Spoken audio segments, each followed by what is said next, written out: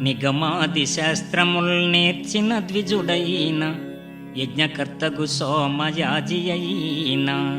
ధరణి లోపల ప్రభాత స్నానపరుడైన నిత్య సత్కర్మాది నిరతుడైన ఉపవాస నియమంబులొందు సజ్జనుడైన కావి వస్త్రము కట్టుఘనుడునైన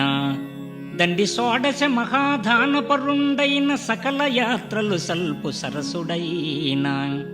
గర్వమున కష్టపడి నిన్ను కానకున్న మోక్ష సామ్రాజ్యముందడు మోహనాంగ భూషణ వికాస శ్రీధర్మపుర నివాస దుష్ట సంహార నరసింహ దురిత దూర దుష్ట సంహార నరసింహ దురిత దూర. ముకుంద, మోహ మొదలితే గాని మోక్ష సామ్రాజ్యం